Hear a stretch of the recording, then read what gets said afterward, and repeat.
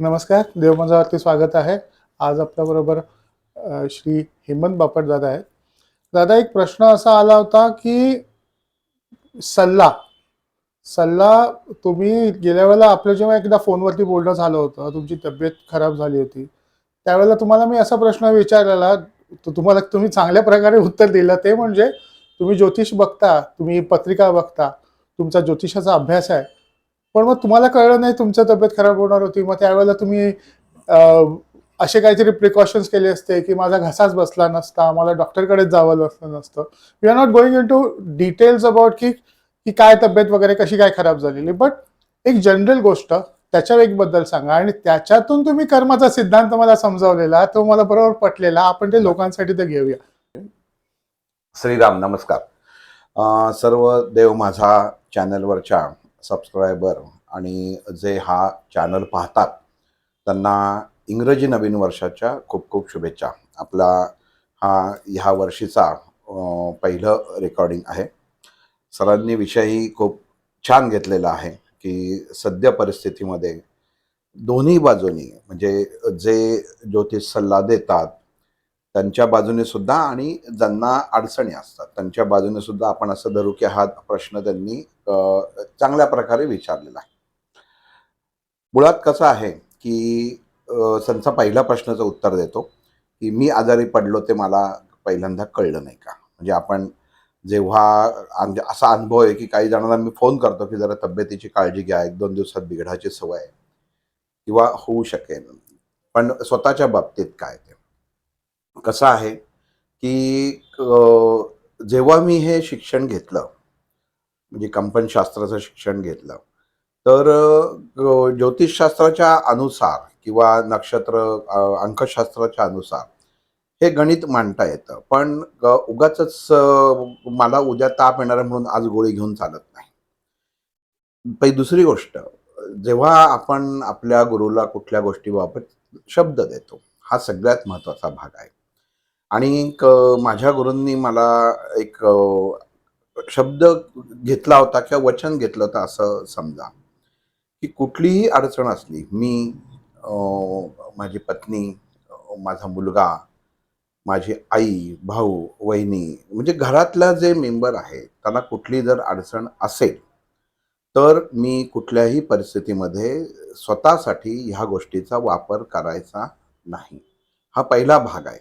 त्याचं कारण असं की आपण हे सेवा म्हणून करत असतो आणि जेव्हा आपण फक्त आपल्याकडेच बघत राहतो, मी माझ्या घरामध्येच जर फक्त पाहत राहिलो तर मी बाहेर पाहू शकणार नाही. आणि काही गोष्टींना आपण परत हे करू नये म्हणजे परत प्रतिप्रश्न करू नये की त्यांनी असं का सांगितलं. मग आपण जेव्हा ह्याचा आपण अन्न परान्न खाऊ नये हा भाग जेव्हा घेतला होता तेव्हा मी उदाहरण सांगितलं होतं की जे आई मला रोज गरम डबा आणून द्यायची कारण मला गरम अन्न खायला खूप आवडतं. तर ती रोज आणून द्यायची तेव्हा माझ्या गुरूंनी पहिल्यांदा माझ्या आईचं हातचं खाणं थांबवलं होतं. म्हणजे काय की स्वतःपासून सुरुवात करणं गरजेचं आहे. आपण नंतर कारण मी जर स्वतःचा सगळा सुखावह राहिलो छान राहिलो तर मग मी काय करणार. म्हणजे हा मुद्दा त्यांचा मला तेव्हा खरं थोडंसं आपण म्हणतो की आईपासून आपण बाजूला जातोय तेव्हा एक पटला नव्हता किंवा थोडासा राग आला होता. पण नंतर जसं ते पुढं दिवस सरकत गेलं ते पटत गेलं आणि आज तर खात्रीच आहे. त्यामुळे स्वतःसाठी काहीही उपयोग करायचा नाही. जी व्यक्ती म्हणजे आपण जर पाहिलं की माझ्या एक बघण्यानुसार ज्यांच्या म्हणजे आपण म्हणतो की ज्यांना स्वामींचं वार येतं महाराजांचं वार येतं गजानन महाराजांचं तर जे काही ते ज्यांचे गुरु तत्व असतं त्यांचा काही संचार होतो. तर ह्या माणसांच्या घरामध्ये किंवा त्या माणसाला बऱ्याच वेळा शारीरिक व्याधी असते किंवा तो त्रास असतो आणि तो आपण असं म्हणतो की हा काय बाहेरचा माणसाचं नीट करणार आधी ह्याला स्वतःच्या घरातलंच करता येत नाही. म्हणजे हे सुद्धा तुम्हाला ऐकायला लागतं. तो काही महत्त्वाचा मुद्दा एवढ्यासाठी असतो की ज्या शक्ती असतात किंवा या साधना असतात ह्या स्वतःसाठी वापरायच्या नाही. स्वतःसाठी म्हणजे फक्त आपण जी व्यक्ती येते आपल्याकडं, तर त्या व्यक्तीचं आपण चांगलंही घेऊ नये आणि वाईट पण घेऊ नये. म्हणजे ह्या दोन्ही गोष्टी आपण त्यागायला पाहिजेत. म्हणजे एखादी व्यक्ती आली आणि त्यांचा चांगला तो छानपैकी त्याचा ऑरा चांगला असेल, तर त्याची कंपन आपण काढून घ्यायची आणि आपण छान व्हायचं. तर तसंही नाही करता येत. किंवा एखादा वाईट असेल, तर त्याची ती नाही घ्यायची. आपल्याला ते करायचंच नाही. म्हणजे कशामध्ये अडकायचं नसतं. हा पहिला भाग असतो. आणि जे पाहतो आपण, की जे सल्ला देतात किंवा ह्या म्हणजे स्वाध्यायाच्या मार्गे असतात, त्यांना सुद्धा शारीरिक वेदना, अगदी आपण बघितलं की रामकृष्ण परमहंसांना किती वेदना होत्या किंवा विवेकानंदांना सुद्धा किती म्हणजे वयाच्या कमी वयामध्ये किती रोग होते. पण त्यांनी कधी असा त्याचा बाऊ केला नाही. आणि ती करायचाच नसतो. म्हणजे काही अध्यात्मातले नियम असे आहेत, की ते तुम्हाला तंतोतंत पाळायलाच लागतात. की नाही फक्त म्हणजे स्वतःकडचं मी कोण आहे, हे तिथं त्या क्षणी विसरायला लागतं. पण मीच फक्त सर्वस्व आहे असं जर विचार करत बसलं, तर काही पुढे गोष्टी सरकत नाहीत. हा एक भाग आहे. त्यामुळं मला जाणीव होत असते, पण त्या जाणीवमध्ये आपण त्याच्यावरती काम करायचं नसतं. कारण ही एक गुरुची आज्ञा असते, की तू काही हे करू नकोस. पण त्यातूनही मी सांगतो, की मला काही जर अशी अडचण वाटली, मुख्यतः माझ्या बाबतीत नाही, की मुलाच्या बाबतीत काही वाटलं, तर एक म्हणजे मार्ग माझ्या गुरूंनी ठेवलेला आहे. म्हणजे आपण तुम्ही ऐकल्यावर म्हणाल खरंच म्हणजे हिला पळवाटच म्हणायची. तर ती पळवाट नाहीये. अगदीच असं काही झालं, की खरंच आता म्हणजे अशक्यच झालं. तर मग मी माझ्या कोणाला मित्राला किंवा ह्याच्यातर्फे, की आमच्या एक चिठ्ठी लिहून ठेवायला सांगतो, की त्यांचा आणि मुलाचा तिथं एक संपर्क होतो आणि मुलगा सांगतो, की मला असं-असं काय त्याची जी अडचण असेल ती. आणि तो ती व्यक्ती त्या डॉक्टरांच्या जवळ ती चिठ्ठी ठेवते. आणि मग ते त्याचं उत्तर मी ज्यांनी प्रश्न विचारला त्याच्याकडेच पाठवतो. ते त्या मुलाला देतात. पण हे आत्तापर्यंत फक्त एकदाच घडलेलं आहे. म्हणजे उठसूट ह्या गोष्टी होत नाहीत. आणि ह्या करू नये, असं माझं एक मत आहे, की अगदीच आता काहीच पर्याय नाही. तर ते त्यावेळी एखाद्याच वेळे सर्व दृष्टिकोनातनं विचार कारण मी जेव्हा ही गोष्ट घेतो, वापरतो, तर त्याची मला कुठेतरी परतफेड करायला लागते. म्हणजे मुलासाठी आज ही गोष्ट मी घेतली, तर त्याच्यासाठी मला काहीतरी वेगळं हे मोजायला किंमत मोजायला ही लागतेच लागते. त्यामुळे गुरुतत्वाच्या मध्ये जी आपल्याला जी एक ताकद मिळालेली असते, एक शक्ती मिळालेली असते. गुरुकडनं म्हणजे मुद्दाम मी तुम्हाला शब्द सांगतोय. एखाद्या गोष्टीचं शिक्षण घेऊन तुम्ही त्याचा वापर करणं हा वेगळा भाग झाला. पण जेव्हा गुरुतत्व हे तुम्हाला मदत करत असतं, तर तेव्हा त्याचा खाजगी गोष्टींसाठी, स्वतःसाठी वापर करायचा नसतो. कारण जर तो तुम्ही वापर केलात, तर ती शक्ती, ती ताकद संपून जाते किंवा ती नष्ट होते. कारण मला माझ्या गुरूंनी हा शब्द घेतलेला आहे, की तू स्वतःसाठी वापरलास तर त्या क्षणी हे जे काही त्यांचं हे येतंय म्हणजे त्यांची आणि माझी ह्या क्षणापर्यंतची आत्ता सुद्धा बोलताना जी अटॅचमेंट आहे, ती डिटॅचमेंट होईल. ती होणार नाही. कारण मी तो माझ्यासाठी वापर केला. त्यामुळं हा सगळ्यात पहिला भाग आहे. आता अजून एक गोष्ट अशी ह्याच्यामध्ये होते, की मध्ये मागं कार्यक्रमात ह्याच्यामध्ये सांगितलं होतं, की काही प्रत्येक सल्ला देणारी व्यक्ती असेल, अधिकारी व्यक्ती असेल, त्याला एक वैयक्तिक जीवन पण असतं. हा सगळ्यांनी म्हणजे हा भाग महत्त्वाचा लक्षात घेतला पाहिजे. हा एवढ्यासाठी सांगतो, की जेव्हा मी सकाळी मोबाईल बघतो, म्हणजे एक तर कमीत कमी म्हणजे आता थोडंसं कमी झालंय. पण ज्यावेळी मागचा भाग म्हणजे मुला-मुलींसाठीच लग्न न जुळणारचा जेव्हा जो भाग केला होता आणि ह्याच्यानंतर मी बघायचो, की सकाळी उठल्यावरती मोबाईलवरती कमीत कमी 50-60 मेसेज आलेले असायचे WhatsAppवर, की असं आणि मग ते प्रत्येकाला तेवढं त्याच्यामध्ये आपलं उत्तर देता येणं किंवा वाचणं शक्य नसतं किंवा काय जे आहे ते. म्हणून तेव्हा सांगितलं होतं, की एक 22 तारखेनंतरपर्यंत माझ्या एक वैयक्तिक माझ्या काही कारणामुळे की माझ्या कंपनीचा सेमिनार असल्यामुळे मी पुण्यातच नाहीये. त्यामुळं 22 तारीख नंतर सांगितलं.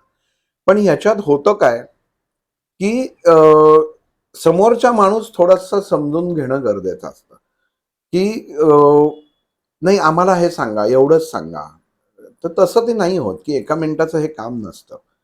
जेव्हा आपण एखादा व्यक्ती आपल्याकडे विश्वासाने येतो, तर त्या व्यक्तीचं पूर्ण योग्य तऱ्हेने मार्गदर्शन करणं आणि त्याला त्याच्यातनं बाहेर काढणं किंवा मार्गस्थ करणं हा एक भाग असतो. तो एका मिनिटात होत नाही. कारण कुठल्या पैलूंनी त्या व्यक्तीची अडचण बघितली जाते हे त्या समोरच्या व्यक्तीला कळत नसतं. तो फक्त सांगत असतो, की उदाहरण घेऊ, की माझ्या मुलीचं लग्न ठरत नाही. मी जनरली कधी पत्रिका मागवत नाही. मी म्हणतो, की नाही तुम्ही फक्त त्याचा फोटो आणि पूर्ण नाव पाठवा. पण त्याच्याबरोबर बरेच जण असं म्हणतात ना, की नको पाठवूनच देतात. तर प्रत्येक गोष्टीचा असा अभ्यास असतो, की समोर त्याच्यात आलं किंवा काही लगेच सांगितलं, तर ती गोष्ट होत नाही. काही जण आजारी असतात. मग काही ऑप्शनल म्हणजे आपण म्हणतो ना, कुठेतरी काही मुद्दे असतात, की की तिथं तुम्हाला मी त्या गोष्टीत तिथं मग काही विचार न करता त्या व्यक्तीला मदत 100% करतो, की त्याच्यामध्ये कुठल्याही परिस्थितीत असं त्या व्यक्तीला सांगत नाही, की मी 22 तारखेपर्यंत नाहीये. पण अर्थात ती व्यक्तीनी सांगताना तो तिची अडचण किती सिरियस आहे हे पण बघणं गरजेचं आहे. म्हणजे एक उदाहरण फक्त सांगतो, की माझ्या ओळखीच्या एक फिजिओथेरपिस्ट आहे. तर त्यांनी फोन केला, की त्या बाई माझ्याकडं आल्या. त्यांना काही प्रॉब्लेम होता. तर त्यांना त्या आल्या आणि त्या आल्यानंतर त्या माझ्या जेव्हा समोर बसल्या, तर त्यांना म्हटलं, "घरात कोण-कोण आहे?" तर ते म्हटले, की "घरात मिस्टर आणि मुलगा दोघंही आहेत त्याच्यामध्ये." म्हटलं, "बरं, बघू फोटो बघू." म्हटलं. कारण त्या बाईंच्या फोटोवरनं मिस्टरांना काहीतरी प्रॉब्लेम येऊ शकतो असं वाटत होतं. म्हणजे आपण एक आत्ताच्या भाषेमध्ये भरलं तर पेशंट बायको म्हणून आली होती. म्हणजे बायको जी होती ती म्हणजे तिला मानसिक थोडासा प्रॉब्लेम होता. मग त्यांच्या मिस्टरांना बघितलं त्यांना म्हटलं, "हे ना जरा थोडंसं 1-2 दिवस सांभाळायला सांगा. कदाचित हॉस्पिटलाइज व्हायची शक्यता आहे." तर त्या म्हणल्या, की "नाही ते एकदम ठणठणीत आहेत, कामाला गेलेले आहेत, काही नाही." म्हटलं, "ठीक आहे. मला जे जाणवलं मी तुम्हाला ते म्हटलं फक्त सांगितलं त्याच्यामध्ये." आणि 2 दिवसांनी त्यांचा मला रात्री 11 वाजता हे आला, की मिस्टरांना सर्दी खोकला प्रचंड झाला आणि त्यांना आम्ही हायवेच्या एका हॉस्पिटलमध्ये ॲडमिट केलेलं आहे.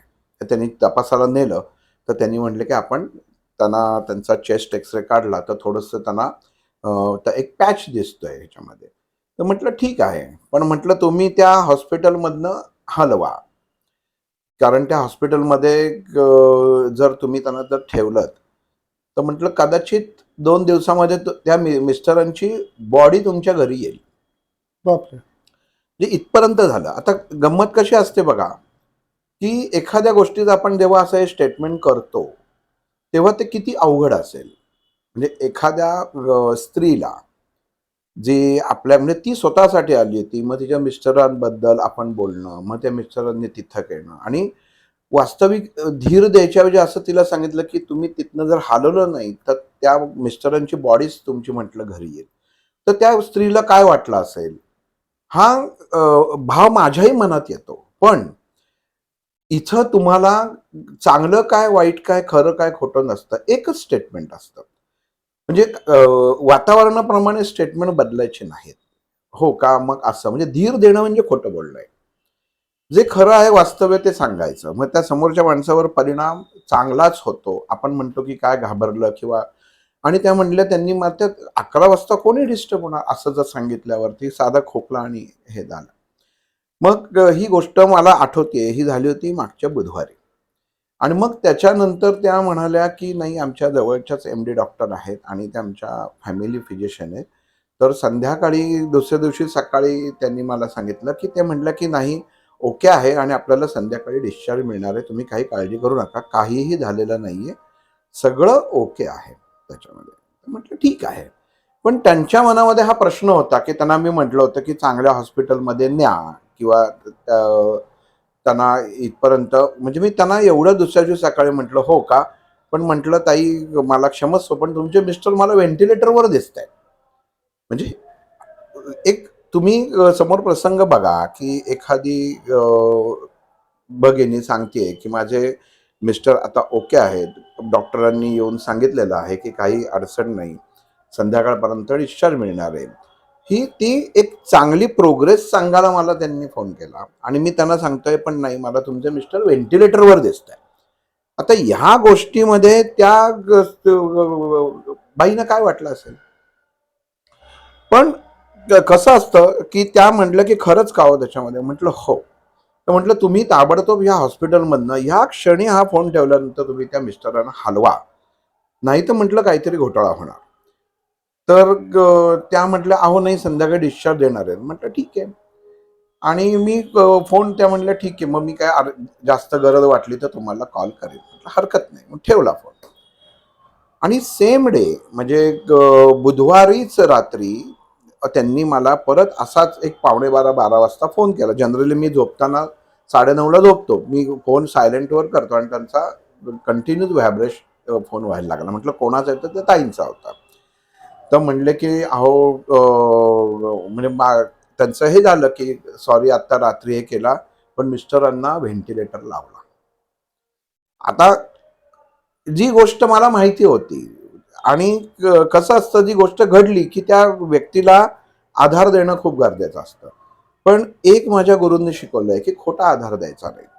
जे असेल ते खरं, त्याच्यामध्ये कुठलंही नाही. म्हटलं ठीक आहे, तुम्ही हॉस्पिटल हलवलं का? ते म्हणल्या नाही. त्याच हॉस्पिटलमध्ये. म्हटलं मग का तुम्ही त्या तिथं ठेवलं? तुम्हाला जर मी सांगितलं होतं की दुसऱ्या हॉस्पिटलमध्ये करा, तुम्ही एवढा विश्वास ठेवून मलाशी बोलताय, तर मग तोही विश्वास ठेवायला पाहिजे.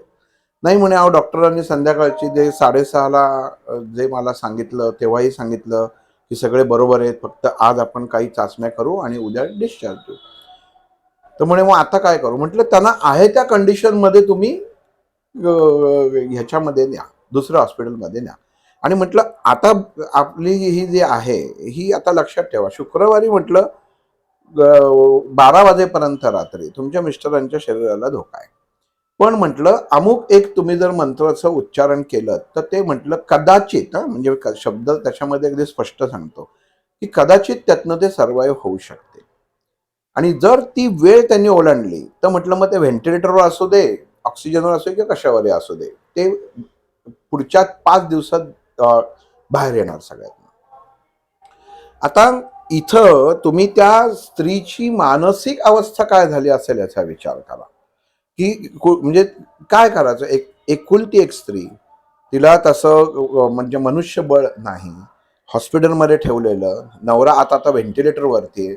डॉक्टरांनी सांगितलं त्यांना पोटावरती आपण ठेवून हे करून बघू. म्हटलं तुम्ही ताबडतोब पुढच्या तुमच्या तासात मला फोन आला पाहिजे की मिस्टरांना तुम्ही दुसऱ्या हॉस्पिटलला हलवलं.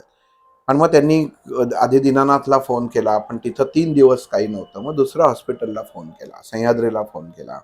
ते म्हणले आहे जागा. म्हणून मग त्या तिथनं घेऊन त्यांनी डॉक्टरांना सांगितलं, थोडीशी म्हटलं त्यांच्याशी उज्जत घातली तरी चालेल, म्हणून तुमच्या उपचारांवर आमचा काही हे नाही, पण मला नवऱ्याला घेऊन दुसरीकडे जायचं. आणि त्यांनी ह्याच्यामध्ये सह्याद्रीमध्ये त्यांना हलवलं. मग त्या बाईंचा मला एकच प्रश्न असायचा कायम की आता काय होईल, आता काय होईल. म्हणजे इथपर्यंत झाली होती, गुरुवारची संध्याकाळ झाली होती, अजून 1 दिवस बाकी होता. म्हटलं आणि कंडिशन त्या डॉक्टरांनी सांगितलं होतं की 1 तास 1.5 तास ते काढू शकतील, त्याच्यावरती नाही काढू शकेल, कारण ऑक्सिजन ड्रॉप होऊन 65-70 वरती खाली जातो आहे, म्हणजे हे लावून मास्क लावून. आणि व्हेंटिलेटर जेव्हा लावला तेव्हा तो सुद्धा शेवटी रिस्पॉन्स बॉडीने द्यायला पाहिजे ना. तर त्या म्हणल्या की आता काय होईल म्हणजे आजच्या याच्यामध्ये. म्हटलं ठीक आहे, हरकत नाही. आणि इथं मग आपल्या काही आपण म्हणतो ना की आध्यात्मिक किंवा धार्मिक गोष्टीमध्ये आपण ज्याला मंत्रशास्त्र म्हणतो, किंवा त्या आपण बघितलं असेल की श्रीयंत्र असतं, की श्रीयंत्र असं उभा मोठा याच्यात असतं, किंवा तसं ते तुम्हाला चौकोनामध्ये सुद्धा म्हणजे ह्याच्यावरती तांब्यावरती कोरलेलं असतं, चांदीवरती कोरलेलं असतं. तर तसं कंपनशास्त्रामध्ये त्या देहाच्या अनुसार एक काही 12 चौकोनांमध्ये काही एक त्या वेळच्या ग्रहांशी आपल्याला डील करायला लागतं. म्हणजे की नाही, ही व्यक्ती आहे तर तू इथं तिला त्रास देऊ नको, असं ती तुम्हाला त्या कंपनशास्त्रात ती कंपन तयार करायला लागतात त्या कोष्टकाद्वारे. त्या त्यांना म्हटलं तुम्ही या, त्यांना ते कोष्टक कागदावरती काढून दिलं. त्यांना म्हटलं हे मिस्टरांच्या पोटावर ठेवा. आता गंमत अशी झाली की ते मिस्टर होते व्हेंटिलेटरवर आणि कुठल्याही हॉस्पिटलमध्ये कोणाला व्हेंटिलेटर लावला असता की तिथं जाऊ देत नाही. तर त्या म्हटल्या की आता काय करू, म्हणजे मी हे करणार कसं त्याच्यात. तर म्हटलं हरकत नाही, तुम्ही एकदा जाऊन टच करून या, जेव्हा डॉक्टरांना रिक्वेस्ट करून एकदा करा. ठीक आहे म्हटलं. त्यांनी ते केलं. शुक्रवार सकाळ झाली. प्रश्न ताईंचा एकच, शुक्रवारची संध्याकाळ झाली आणि रात्री शेवटी 2:15 वाजता त्यांना पालथं झोपवलं होतं. तेव्हा डॉक्टरने सांगितलं होतं की पॅचेस वाढत चाललेले आहेत आणि तुम्ही थोडी मनाची तयारी करा, असं त्यांना हॉस्पिटलकडनं सांगण्यात आलं. आणि तेव्हा जो वेळ सांगितली त्याच्यात 1 तास फक्त राहिलेला होता. तर म्हटलं ठीक आहे ताई, अजून 1 तास आपल्याकडे आहे, काळजी करू नका, तुम्ही पॉझिटिव्ह विचार करा.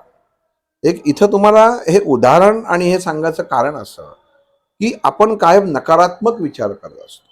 जेव्हा डॉक्टर सांगतात आता काही होणार नाही किंवा त्याच्यात नाही, तर आपण त्यांना म्हणतो तुम्ही असा विचार करा की मी नवऱ्याला घरी गेल्यानंतर पहिल्यांदा नाश्त्याला काय करून देईन. मानसिक अवस्था बघा. त्या बाई हॉस्पिटलमध्ये, नवरा व्हेंटिलेटरमध्ये, डॉक्टर सांगतायत की तुम्ही कुठल्याही क्षणी तुम्ही मनाची तयारी करा. आणि त्या मला फोन करून मी त्यांना सांगतोय की नवरा घरी आल्यानंतर त्यांना काय नाश्ता करायचा याचा तुम्ही विचार करून मला 10 मिनिटांनी SMS करा. असं मी त्या ताईनं सांगितलं, तुम्ही मला SMS करा 10 मिनिटांनी, मिस्टर घरी आल्यावर काय तुम्ही नाश्ता करणार आहे. त्या स्त्रीची मानसिक अवस्था काय असेल त्याच्यात. पण ह्या गोष्टी करणं प्राप्त असतात, करणं गरजेचं होतं. कारण तो पॉझिटिव्हनेस जो असतो, जसं मंत्र काम करतो तसं तुमची नकारात्मकता ऊर्जा सुद्धा समोरच्या देहावरती काम करत असते आणि पॉझिटिव्ह पण करत असते. तर तिथं म्हटलं फक्त आपल्याला एवढं धरा की मुलालाही सांगा की बाबांना पुढच्या आठवड्यात घरी घेऊन जायचं, तर ते तू घरी गेल्यावर काय तुझं शाळेचं असेल तर ते काय विचारायचं ते करून ठेव. म्हणजे ही मी अशा त्यांना गोष्टी सांगतोय की त्या बाई मला सांगतात मी काय करू, आणि मी त्यांना ह्या पद्धतीने सांगतोय. आणि शुक्रवारी 1:30 वाजता मी त्यांना म्हटलं होतं तुम्ही मला फोन करा, मी आज फोन म्हटलं मी तुमच्या फोनची वाट बघेन. 1:30 वाजता त्यांनी केलं की नाही अजून स्थिती तशीच आहे, पण आता ती जी वेळ आहे ती टळून गेली. म्हटलं बास, आता म्हटलं तुम्ही काही काळजी करू नका, आता तुमच्या मिस्टरांना काही होत नाही, आता ते 5 दिवसात ठणठणीत बरे होणार. म्हणजे त्यावेळी त्यांनी मला एकच प्रश्न त्या रात्री 1:30 वाजता विचारले, खरंच सांगताय का हो की मनाची तयारी करू. म्हटलं नाही, खोटं कशाला सांगायचं, आता तुमचे मिस्टर ठणठणीत बरे होणार. आणि खरंच परमेश्वरी कृपेने, आणि त्या आपण म्हणतो की ती ताकदच आहे, शुक्रवारी त्यांचा डिस्चार्ज झाला. सगळे पटापटा पटापटा पटा मिरॅकली सगळ्या गोष्टी रिव्हर्स झाल्या, सगळ्या ठणठणीत झाले. मिस्टर जाग्यावर आले तेव्हा ते पहिले बायकावर चिडले. त्यांनी मला फोन केला, अहो मी एवढे 8 दिवस यांची सेवा करते, पण त्यांनी व्यवस्थित झाल्यावर पहिली माझ्यावर चिडचिड केली की तू इथं कशाला मला घेऊन आलीस आणि काय. म्हटलं जेव्हा त्यांनी चिडचिड केली याचा अर्थ काय, सगळ्या गोष्टी व्यवस्थित जागेवर आहेत. मानसिकरित्या ते सगळे व्यवस्थित ठणठणीत आहे. म्हणजे कुठल्याही प्रकारे हा माणसाला काही आपण म्हणतो ना की मेंदूवर परिणाम झाला का, इथे झालं, कुठलंही नाही. ज्या अर्थी म्हटलं नवरा बायकोशी भांडतोय आणि तुम्हाला सांगता याचा अर्थ हा तुम्ही पॉझिटिव्हली घ्या. आता म्हटलं तुम्ही त्या दिवशी सांगितलं होतं ना की त्यांना गेल्यावर गोडाचा शिरा, तर तयारी करा. शुक्रवारी त्यांना डिस्चार्ज मिळाला, ते घरी गेले, व्यवस्थित त्याच्यामध्ये झालं. ही गोष्ट मी तुम्हाला का सांगतोय की ह्या गोष्टीमध्ये म्हणजे एक आपण जेव्हा एखादा व्यक्ती फोन करते, एखाद्याला मध्ये असंच एखादी सांगितलं, म्हटलं तुमच्या मुलीचं लग्न होणार नाही. दादा पण हे आपण एक मिनिट आपण हेच कंटिन्यू करूया. मला सांगा हा काय त्यांच्यावरती आलेला गंडांतर होतं का? हो, मिस्टरांवरती ते आलेली एक कसं असतं, कर्माचा सिद्धांत, कर्म याच्याशी निगडीत असतं. काही त्यांचं कर्म असं होतं की ते तेव्हा मृत्यूपर्यंत आलेलं होतं, पण शेवटी म्हणतो ना की अजून तो भोग पूर्ण संपलेला नव्हता. आता ह्याच्यामध्ये काय असतं की ह्या गोष्टींमध्ये जास्त खोलात शिरायचं नसतं, कारण जेव्हा आपण जास्त खोलात शिरतो तेव्हा ह्या गोष्टी म्हणजे परमेश्वर आणि जेव्हा कालपुरुष हा जेव्हा तुमचं संकट दूर करतो ना, तेव्हा त्याला जास्त पुढं त्रास द्यायचा नसतो की पुढं अजून काही होणार आहे का. माणसांनी सवय असते, आता घरी आले मग परत त्रास नाही ना होणार. मी त्यांना सांगितलं आता तुम्ही मला फोन पण करू नका, आता तुम्हाला गरज लागणार नाही, आता तुमचे मिस्टर ओके, आता तुम्ही फोन मला करूच नका. कारण त्याची गरजच लागणार नाही आणि त्याची खरंच परमेश्वरी कृपेने गरज लागली नाही. दादा ह्याच्यामध्ये एक सांगा, तर तुम्हाला सॉरी तुम्हाला अडकवतो याच्यात. आता हे जे सगळं प्रकरण झालं, जर जर लेट्स टेक अ केस की त्यांना पत्रिकेत, प्रत्येक व्यक्तीच्या पत्रिकेत समजा 100 वर्ष जर आयुष्य पकडलं तर 6-7 वेळा गंडांतर येतच, 6-7 वेळा तुमच्या 5-6 वेळा ॲटलिस्ट तुमच्या 7.5 असते. मग is there any way to avoid this using ज्योतिषशास्त्र? नाही, तुम्हाला ते टाळता येत नाही. फक्त साधनेमुळं असह्यचं सुसह्य करता येतं. म्हणजे आपल्याला जर माहिती असतं की आपल्याला कधीतरी ह्या गोष्टीतनं प्रत्येक व्यक्ती असं कोणीच नाहीये सुटलेलं नाहीये, मग ती पैसेवाली असो किंवा गरीब असो, ह्या मार्गातनं जीवनामध्ये दोनदा तरी जायला लागतं की अशी अवस्था येते की आता काय करायचं. पण इथंच म्हणजे आपण जी साधनं करतो किंवा जे स्वाध्यायाच्या मार्गावर जातो ना, तेव्हा या गोष्टींचा इथं उपयोग होतो. की जे तुम्ही साठवलेलं असतं, तर तेव्हा त्याचा उपयोग होतो. की तेव्हा ती कामी येतात आणि त्याची जी तीव्रता असते, ती तीव्रता त्या क्षणी तुमची स्वाध्यायामुळं जो देह तयार झालेला असतो, त्याच्यामुळं तुम्हाला ते भोगताना तेवढी त्याची एक म्हणतो ना आपण की दाह झळ मिळू पोचत शकते. नाही, तेवढी झळ पोचत नाही आणि तुम्ही सहजतेने त्याच्यामध्ये जाऊ शकता. कारण तुम्हाला तेव्हा परमेश्वरावरती खात्री असते की नाही, यांनीच जे दिलेलं आहे की ह्याच्याच मार्गाने आपण चाललेलो आहे. एक बघा ना, म्हणजे तुम्ही की एखाद्या स्त्रीला प्रसूतीच्या वेदना झाल्याशिवाय सुखाचा क्षण उपभोगायला मिळत नाही. मग ती म्हणली मला दुःखाचा क्षण नकोय, त्या वेदना नकोय, तर कसं होईल? ते नाही होणार. म्हणजे हे परमेश्वराचं घड्याळ आहे, नियतीचं घड्याळ आहे आणि त्याच्यामधले हे 9 ग्रह, हे सगळे त्याच्यामध्ये प्रत्येकाचं एक स्वतःचं स्थान आहे ना. त्याला तो अधिकार ह्या ब्रह्मांडामध्ये त्या प्रत्येक ग्रहानं मिळालेला आहे. आणि हे जे आहे आता मग होतं कसं हे झालं. आता गंमत अशी झाली बघा, कसं होतं म्हणजे एक अंधश्रद्धा सुद्धा कशी पसरली जाते की मग लगेच ज्यांनी मला रेकमेंड केलं त्यांचा आला, त्यांनी लगेच अजून एकाचा मला फोटो पाठवला की त्या ह्यांचंही जरा थोडं असंच आहे. म्हटलं एक झालं म्हणजे दुसरं होईल असं नाही. की म्हणजे तुम्ही केलं त्यांचा मला जो पहिला हे झालं की खरं जो तुम्ही त्या माझ्या मैत्रिणीला संकटातनं वाचवलं. म्हटलं नाही, वाचवणारी गोष्ट किंवा वाचवणारी शक्ती ही वेगळी आहे. दादा ह्याच्यामध्ये एक थोडंसं मला इंटरेस्टिंग गोष्ट अशी वाटते की असं काय आहे का की आपल्याला त्यावेळेला ती बुद्धी त्या व्यक्तीला झाली की बाबा तू ह्या माणसाला फोन लाव, हा तुझा होतं. आता गंमत बघा ना, ती व्यक्ती स्वतःसाठी माझ्याकडे आली होती. म्हणजे मिस्टर पिक्चरमध्येच नव्हते. पण जेव्हा ती व्यक्ती आली, तेव्हा ते जाणवलं. एक तुम्हाला अजून सोपं अजून करून सांगतो. वास प्रत्येक घरामध्ये ना वास असतो. वास म्हणजे आपल्याला जो सुगंध दुर्गंध नाही. एक प्रकारचा वास म्हणजे एक प्रकारची अशी अदृश्य वायुतत्व जे मनुष्याच्या अंगाला चिकटतं. आता ज्यांच्या घरामध्ये श्वान आहेत बघा, ज्यांच्या घरात श्वान असतात की नाही, तर ती व्यक्ती जर श्वान असलेली व्यक्ती जर कधी तुम्ही भेटलात ना, तर त्यांच्या शरीराला एक वेगळ्या प्रकारचा वास असतो. तर तुम्ही काय म्हणाल, तुमच्या घरात कुत्रा आहे का? की त्या कुत्र्याचा वास येतो.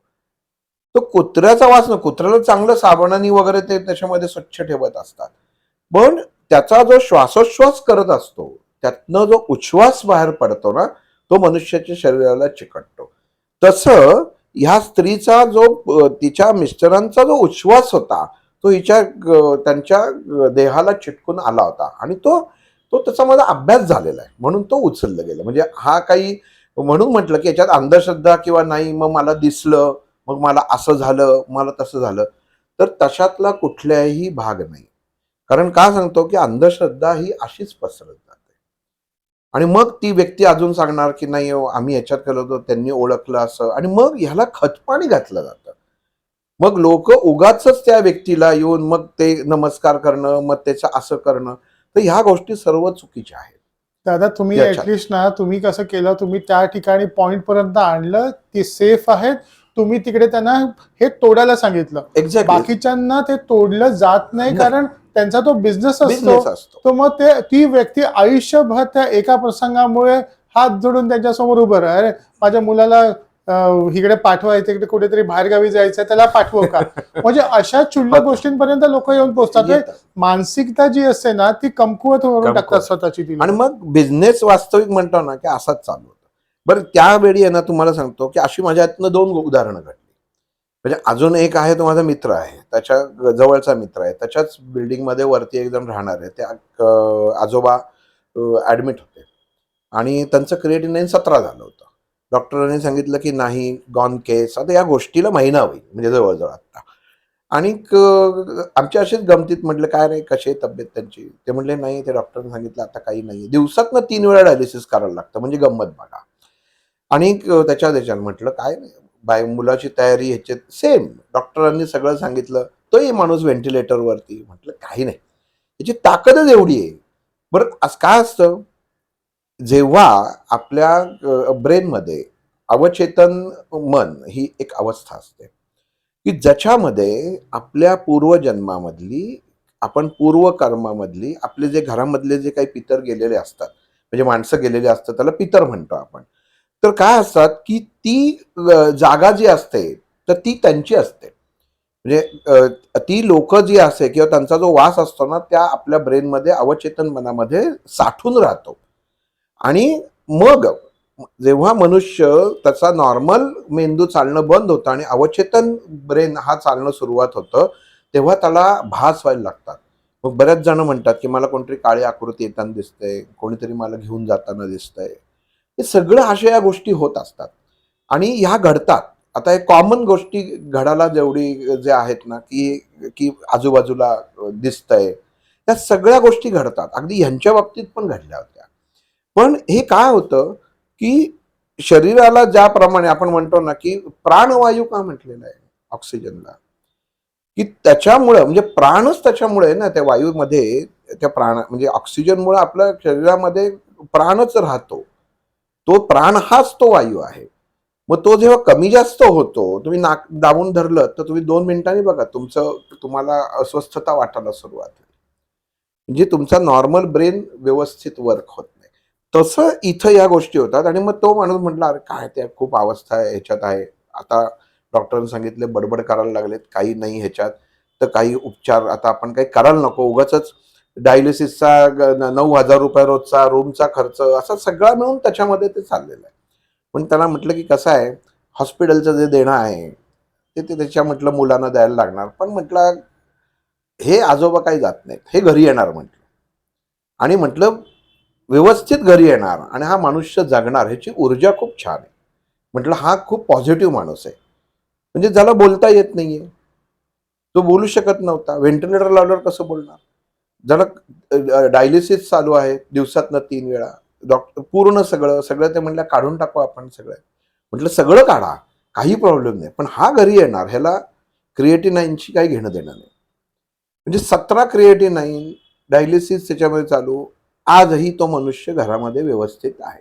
ठीक आहे, डायलिसिसमुळे फक्त उठता येत नाही, त्याच्यामुळं हा एवढा आहे. पण महिना झाला, महिन्यापूर्वी जाणारी व्यक्ती, की अगदी, म्हणून म्हणतो की आपण काही वेळा ह्या विज्ञानाच्या पुढं चमत्कार सुद्धा ही गोष्ट असते, की जे त्यांची, म्हटलं की त्यांची स्वतःचा पॉझिटिव्हनेस, आपण जी साधनं करत असतो ना, या साधनेमध्ये आपण डिफेन्स सिस्टीम तयार करत नसतो, तर आपल्या देहाच्या अंतर्मनामधला पॉझिटिव्हनेस वाढवत असतो. एखादी गोष्ट जर तुम्ही अन्नपदार्थ घेतलात बाहेरनं खायला आणि तो मनामध्ये विचार आला, की हे जरा चांगलं दिसत नाही, तर तुम्हाला तो खराबच लागणार. इतकं आपलं मन हे पॉवरफुल आहे. आणि ह्या गोष्टी ज्या आहेत ना, ह्या आपल्या रोजच्या नित्य साधनेशी जोडलेल्या आहेत आणि ह्याचा दुर्दैवाने व्यापार केला जातो. की आता ही गोष्ट झाली. मी परत एकदा सांगतो, हे मी 4 वेळा ठणकावून एवढं सांगतो, की लोकं ज्या अनुषंगाने, मला लाज वाटते, की ज्यामध्ये बघतात, की याच्यामध्ये की येतात, मग ते नमस्कार करतात, की ज्याची आपली योग्यता नाही. मी एक इन्स्ट्रुमेंट आहे, करता करविती ताकद ही वेगळी आहे.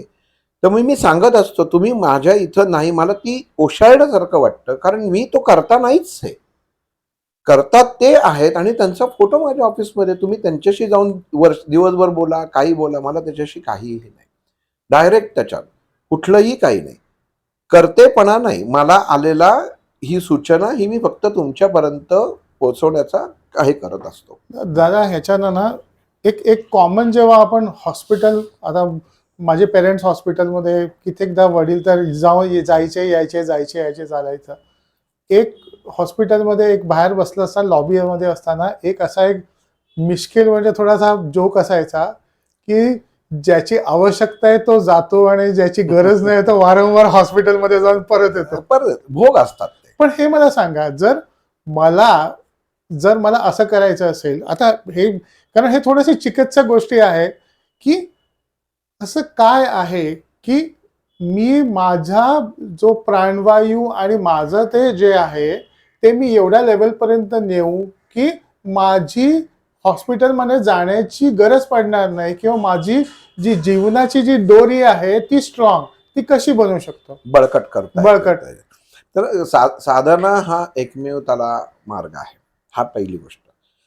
दुसरी गोष्ट, पहिली आता जसं ह्या बाई अशा फिरून, म्हणजे मी कायम म्हणत असतो की परमेश्वर इतका दयाळू आहे की तो बरोबर जर ते एखाद्याला हे असेल ना तर तो आणून सोडतो. म्हणजे आपण म्हणतो ना की हा मार्गाने तुझा रस्ता आहे, हे परमेश्वराने आणून सोडलंय. म्हणजे आपण जर ही कॅसेट जर रिवाइंड केली तर त्या बाईनं जो त्रास झाला, तो त्रास त्या बाईंचा नवरा नीट होण्यासाठी काय करायला लागेल हे त्या बाईला कळण्यासाठी त्या बाईला तो त्रास तिला स्वतःला झाला आणि ती माझ्यापर्यंत आली. म्हणजे तिचा प्रॉब्लेम दूर झालाच, पण मुख्यत्व कोण होतं? तर नवरा होता. पण हे आपल्याला कळत नाही. मग ही परमेश्वराची सगळी जी एक आपलं मायाजाल आहे हे आपल्याला कळत नसतं की ही व्यक्ती आपल्या आयुष्यात का आली किंवा का भेटली किंवा कशासाठी आहे. तर ही आपण प्रत्येक गोष्ट पॉझिटिव्हली स्वीकारली पाहिजे.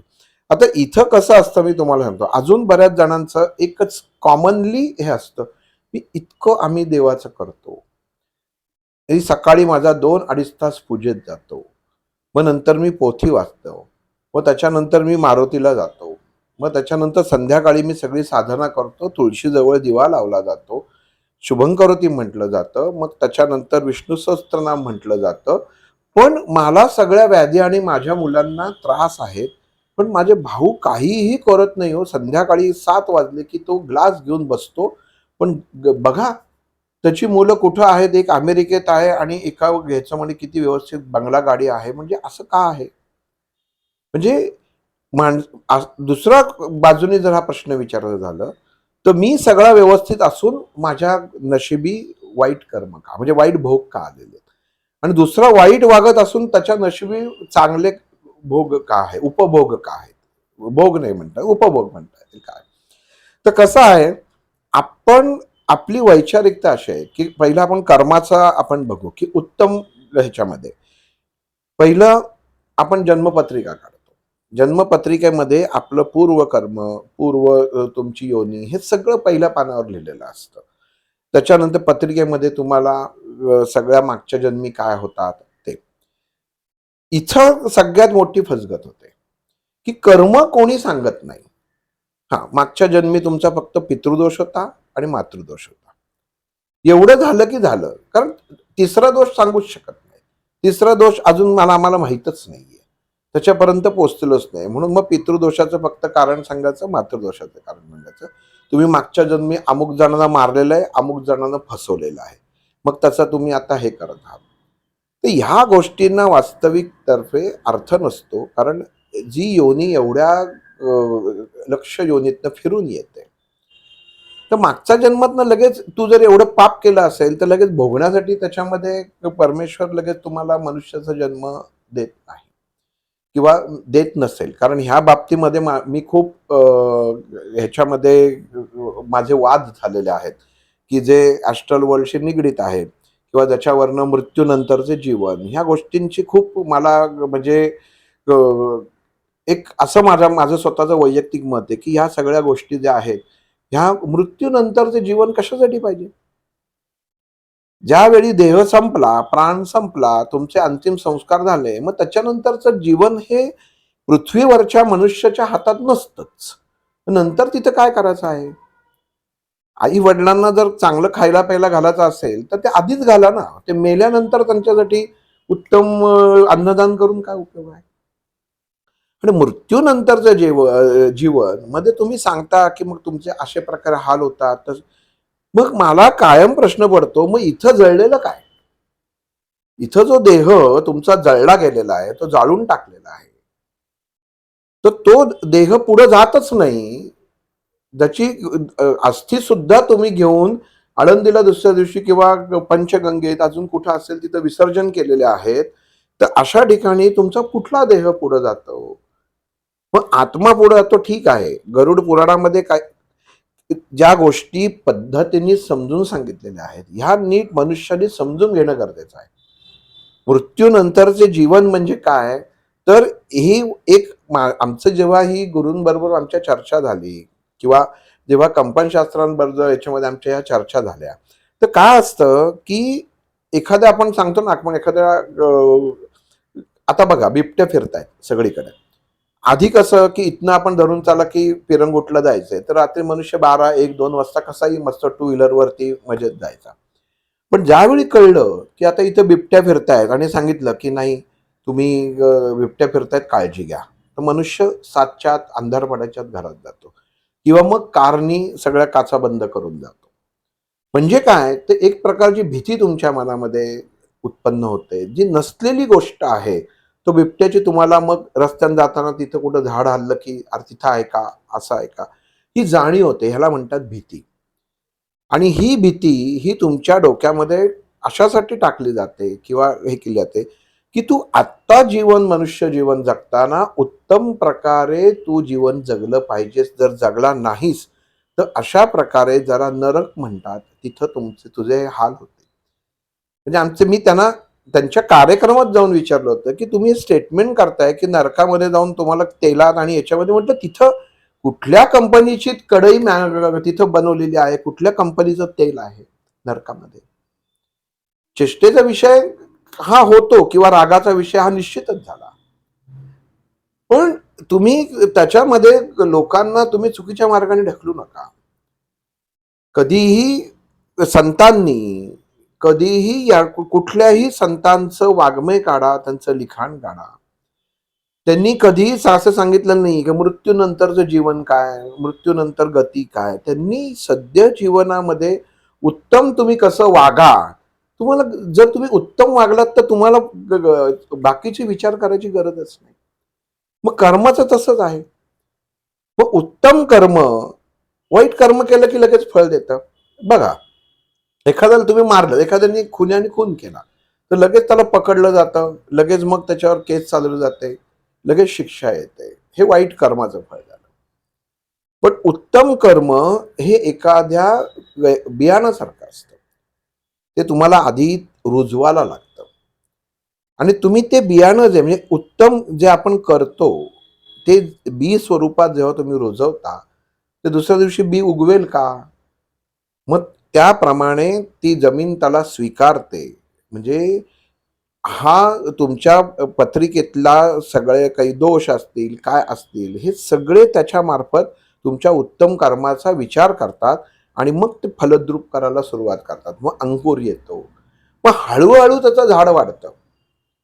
पण वाईट कर्माचं फळ लगेच मिळतं आणि ते तात्पुरतं पण असतं की आपण एखाद्याला फसवून त्याच्यामध्ये आनंद उपभोगतो. हे तात्पुरतं फळ असतं, पण तुम्हाला ते भोगायला हे लागतंच. आणि बऱ्याच जणांचा एक समज असतो की नाही आम्ही करतोय ते आमचं पचलेलं आहे. नाही, परमेश्वराच्या दरबारी ते प्रत्येक गोष्टीची नोंद असते आणि चांगल्या कर्माचं फळ मिळण्यासाठी वेळ ही लागतेच. हे बीजाचं उदाहरण माऊलींनी सांगितलेलं आहे की उत्तम कर्म करताना बीज रोपा, फळ जेव्हा येईल त्याला वेळ लागेल, पण जेव्हा फळ येईल ना तर ते कायमचं येईल. म्हणून ही याच्यामध्ये आपण चांगलं वागावं, पण फळाची अपेक्षा ठेवू नये की कधी मला मिळेल. कारण ते तुमच्या मशागतीवरती म्हणजे तुम्ही जे इतर जीवनामध्ये बोललेले असतात, वागलेले असतात, ज्याप्रमाणे कृती केलेल्या असतात, ही म्हणजे सगळी तुमची जी जमीन आहे आणि त्याच्यामध्ये तुम्ही ही बेस्ट टाकलेलं आहे, की आता नाही, मी आता ह्याच्यात चांगलं मी पेरतोय. तर ते चांगलं उगवल्याशिवाय राहत नाही, त्याच्यात सुद्धा कर्माचा भाग असतो. मग काय झालं? मग शेतकऱ्यांनी बीज पेरलं, पण ह्यावेळी हवामान खराब झालं, पाऊस जास्त आला, पेरलेलं बीज वाहून गेलं. कुठंतरी मग शेतकरी म्हणतो का असा, की मी आता परत पेरणार नाही? तो पेरतोच.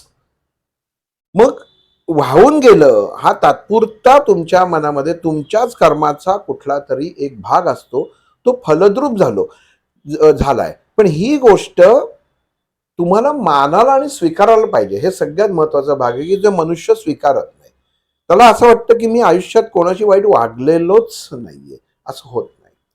काही जरी झालं तरी त्याला आता तुम्ही रामाचं उदाहरण बघा. रामाने त्या वालीला झाडाच्या मागनं बाण मारला, पण त्याला त्याला पुढच्या जन्मामध्ये त्या किरवनी झाडामागनच कृष्णाला पायाला बाण मारला, तेव्हा ती तुमचं हिशोब संपला. त्याचा अर्थ जे परमेश्वरांनी हे दाखवून दिलेलं आहे, की काही कर्मांची फळं हे तुम्हाला पुढील जन्मामध्ये सुद्धा भोगायला लागतात. म्हणजे त्या किरवाचा दोष काय होता? काहीच नाही. त्याला हरण वाटलं, त्यांनी बाण मारला. पण त्याला तो त्या जन्मीतला वाली होता. म्हणजे त्याला माहित नव्हतं, की मी वाली आहे. आणि जेव्हा कृष्णाकडे गेला तो माफी मागायला, की काय झालं हे? आता तुम्ही साधा विचार करा, हा द्वारकाधीश कृष्ण ज्याच्या सत्तेशिवाय झाडावरचं पान हलत नाही, त्याला तो तिथं किरवल आपल्याला कळणार नाही का? पण कर्माच्या सिद्धांताच्या अनुसार ह्याच्यामधनं भगवंत सुद्धा सुटलेले नाही. मग जिथं राम सुटलेले नाहीत, भगवान श्रीकृष्ण सुटलेले नाहीत, तर आपण सर्वसामान्य माणसं आहेत. तर हे पॉझिटिव्हली एक चांगल्या तऱ्हेने तुम्ही स्वीकारणं गरजेचं आहे, की माझ्या नशिबामध्ये हा जो भोग आलेला आहे ना, हा मी स्वीकारला देवा. हे मी काहीतरी माझ्याच कर्माचं फळ आहे. हे तुम्ही ज्या क्षणी स्वीकाराल ना, त्या क्षणी तुम्हाला परमेश्वर मदतीची सुरुवात करतो. आपण काय करतो, की नाही आत्ता माझं थोडंसं काहीतरी झालं ना, लगेच ज्योतिषी गाठाची, पत्रिका गाठायची, अमुक शांत, तमुक हे करून इमिजिएट मोकळं होतं. होणार आहे का तसं लगेच? तुम्ही विचार करा. कर्म करताना किती तुम्ही ह्याच्यात केलं, नाही मी आयुष्यात कधी वागलोच नाही होत. असं होतच नाही. रामाने कुठं काय त्याच्यामध्ये केलं होतं? राजा दशरथाने कुठं मुद्दामून बाण तो शब्दवेध मुद्दामून मारला होता, पण लागला ना. सांगायचं कारण असं, अनावधानाने झालेलं कर्म सुद्धा फलद्रूप होतं. म्हणजे राजा दशरथाने जो त्याला वाटलं, की एखादं जनावर पाणी प्यायला आलेलं आहे आणि शब्दवेध बाण, की जो शब्दांच्या हालचाली टिपतो आणि तो तिथं वेध घेतो, असा तो शब्दवेध बाण म्हणतात त्याला. तो त्यांनी टिपला आणि तेव्हा त्याच्या लक्षात आलं, की हा मनुष्य मेलाय, तो श्रावण बाळ मेलेला आहे. मग हे जेव्हा आहे, तर तुम्ही म्हणाल हे काय मग अनावधानाने कृती झाली आहे, मुद्दामून कुठे केली होती दशरथाने? पण हातातनं कर्म तर झालं. मग जसं झालं तशीच परतफेड करायला लागते. त्याच्यामध्ये तुम्ही एखाद्याला जर डबा फेकून मारलात ना, तर तुम्हाला तो डबा येणार एक ना एक दिवस, हे लक्षात ठेवा. सांगायचं कारण, की जसं कर्म करताना त्याच पद्धतीने ते रिबाउन्स होतं, फक्त ते त्याची वेळ ते ठरवतं. तोपर्यंत ते संचितात जातं. आणि मग जेव्हा प्रारब्ध म्हणून येतं डोळ्यासमोर किंवा आपल्यासमोर उभं राहतं, तेव्हा मनुष्याला ते भोगायलाच लागतं. जसं राजा दशरथाला जेव्हा प्रभू रामचंद्र हे जेव्हा राज्याभिषेक करायचा होता, तेव्हा ते कर्म फलद्रूप झालं. पण ही गोष्टी फक्त रामायणातल्या नाहीयेत, ह्या आपल्याला घ्यायच्या गोष्टी आहेत, की काय आहे काय नाही आहे ते. म्हणून हे समजणं गरजेचं आहे. कृष्णाचं सुद्धा तसंच झालं. आपण ह्या गोष्टी भगवंतानी म्हणजे सारथ्य केलं, त्या अर्जुनाच्या मुलाला भगवंत वाचवू शकले असते किंवा त्यांना माहितीच होतं, पण तरीही त्यांनी वाचवलं नाही. तर ह्या गोष्टी आपण ज्या आजपर्यंत शिकतो किंवा शिकलेल्या आहेत, तर ह्या आपण स्वीकारणं सुद्धा गरजेचं आहे, की तेवढ्या वेदना, तेवढा त्रास, ह्या गोष्टी आपण नुसत्या वाचल्याने सोडून द्यायचं आणि फक्त आपलीच पत्रिका घेऊन पुढं यायचं आणि माझंच फक्त कसं चांगलं होईल, तर ते ह्या गोष्टी खूप वाईट आहेत. म्हणजे ह्याच्यातनं फसगतीला तुम्ही फसगतीच्या मार्गी जाणार.